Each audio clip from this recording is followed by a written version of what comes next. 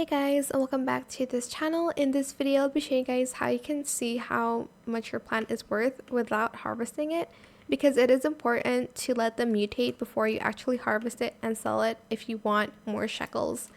For instance, I have this golden egg here and I'm curious on how much this costs. You're just going to go to the gear shop and then you are going to purchase the magnifying glass if it's in stock. It is this one here. Okay, right now it's not in stock, but you're just going to purchase this. Go back to your garden and get your magnifying glass. Then you are going to head on over here.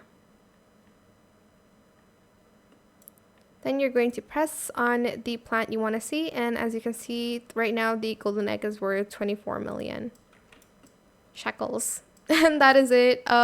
It's going to show it no matter if you don't have the magnifying glass anymore. It's still going to show the price. As you can see, this is how much my giant pine cone is worth, and this is how much my burning bed is worth as well up here.